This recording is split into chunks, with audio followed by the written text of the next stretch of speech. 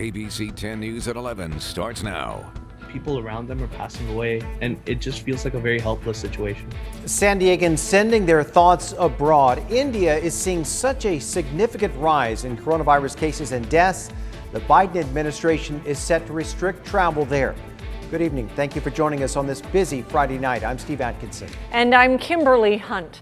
ABC 10 News reporter Anthony Pura spoke with local families worried for their loved ones living in the region. I spoke with two people that have loved ones in India. One says his mother flew there for a funeral and had difficulty getting a flight back. The Biden administration announced Friday plans to restrict travel from India starting Tuesday, just as the country reported more than 300,000 additional COVID-19 cases for the 9th day in a row. It's hard. It's a very, very tough situation for India right now. Karan Singh's mother returned from India earlier this week. She was attending his grandmother's funeral. While it was not a COVID-19 related death, Singh says his mother had a hard time flying back home to the U.S. as restrictions began to tighten due to the surge in cases. His mother's flight was scheduled for the 27th, but... And that flight got canceled. So now we were panicking even more. And that's when we found a flight for the 24th. From what I've heard, though, the amount of people that were in the flight and trying to get out was insane. It's a very sad situation. Chamkar Singh Brar also has relatives and friends in India that have been impacted by COVID-19. He says some have died or been hospitalized. The worsening situation makes him worry for people he knows there. Even if something happens, I will not be able to go even. The White House committed earlier this week to deliver supplies worth more than $100 million to India. Friday, a new shipment of supplies, including more oxygen.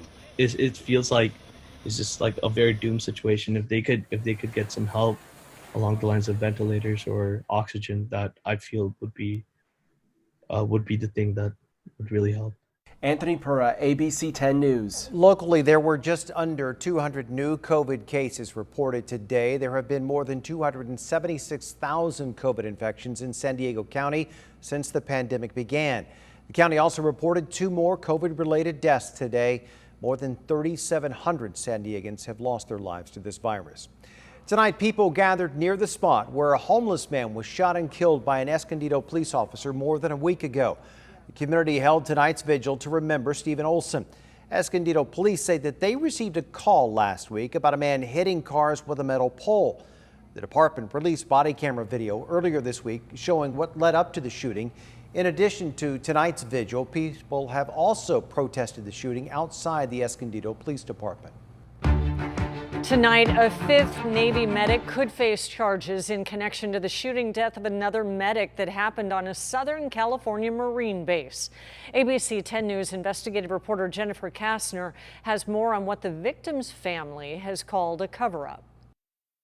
A total of 5 Southern California Navy corpsmen are now being connected to the death of one of their own. In a major development, the military confirmed that a 5th Navy corpsman, a type of medic, could be charged in connection to the death of fellow corpsman HM3 Michael Vincent de Leon in a shooting at the 29 Palms Marine Corps base northeast of San Diego. The 5th corpsman's name will not be released until his preliminary hearing, when the court will decide whether to charge him. In March, we reported that 4 other corpsmen were officially charged in connection to the death, including HM1 Ryan Dinney, HM2 Sterling Wold and Jesse Humes, and HM3 Mason Williams, the youngest at 23 years old. He had a motions hearing Friday. The victim's family has said that their son captured this Snapchat video about an hour before he was shot dead during a going-away party with other corpsmen at a house on base.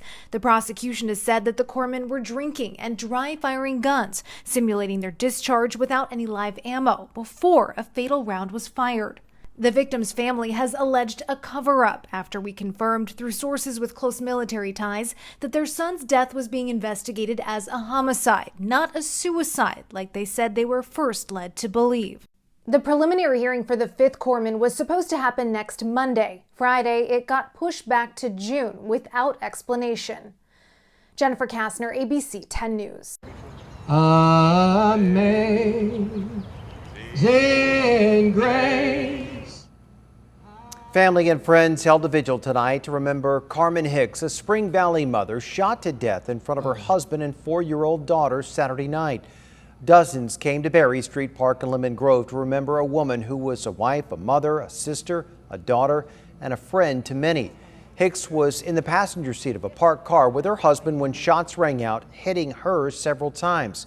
Tonight, people gathered to support her family. I thank you guys for being there for her and being there for my boys and my daughter. Hicks' family is pleading with anyone who has information to please come forward. If so, you're asked to call the San Diego Sheriff's Homicide Unit. More than 90 people were found huddling together inside a 2-story home in Houston. Police say they are all adults, mostly men, with the youngest believed to be in their early 20s. Investigators say this could be an alleged human smuggling operation. Right now, authorities are worried the 90 people living in close quarters could have health issues. We are concerned that there may be some positive COVID cases inside the house. So we do have our health department en route. They will do some rapid testing. It's not clear how long the people have been inside the home. Police are also trying to figure out if all of them are victims or if they may be among the alleged smugglers themselves. The Defense Department announced today it is canceling all contracts for wall construction on the U.S.-Mexico border. The money for those contracts was originally intended for military purposes until the Trump administration used them to continue building the border wall. One of President Biden's first actions was to halt wall construction. The administration is kicking back the unused funds to the Pentagon so they can be used for their intended purposes. Some migrant families seeking asylum are being allowed into the U.S. after more than a year. The Trump administration closed border crossings to most traffic, including migrant families, last March due to the pandemic. Now the Biden administration is allowing some of those asylum-seeking families to cross. 880 people traveling as families were processed at border crossings during the first 3 weeks of April. The border still remains closed to all non-essential travel. The healing effects of dance, which really helped me personally. It has been a month since the first group of migrant girls arrived at the San Diego Convention Center. Those girls seeking asylum are housed there until they can be reunited with family members already in the U.S. In a story that is positively San Diego, our ABC 10 News reporter Laura Acevedo shows us how one woman is using dance to help the girls cope. The dance sessions are informal to get the girls active, but the woman that leads it all says these sessions can be very healing for those that have been through trauma. I've been to the convention center 3 times. Ari Hanarvar was there when the first group of migrant children arrived at the San Diego Convention Center nearly 4 weeks ago. Now she's visiting them on a regular basis as a volunteer with the human rights group Gente Unida. It's been so rewarding. We play songs that they grew up with, that they love, and we dance and we laugh. Hanarvar connects with the asylum-seeking girls through dance. This is video of Hanarvar's dances at the shelters in Tijuana. Photographs and filming is not allowed at the convention center for privacy reasons. Her goal is getting the girls moving and comfortable. It's not just to have fun, but it also decreases anxiety, depression, and stress, and even mitigates the effects of PTSD. Hanarvar, a refugee herself from the Iran-Iraq war, says she found healing in dancing as a teen and now wants to share it with the girls who she says have experienced trauma in their home countries or their journey to the U.S. It allows us to integrate experiences and just process them rather than hold on to them and compartmentalize them. The dance sessions, she says, are rewarding and can sometimes end in tears when she tells the girls the following phrases. Tú eres amada, tú eres digna. You are loved, you are worthy, you are precious, and don't let anyone tell you anything otherwise. Hanarvar plans on visiting with the girls until they are no longer at the convention center, dancing with them like she once did as a child. Laura Acevedo, ABC 10 News. 2 people were arrested after a dispensary bust in Spring Valley.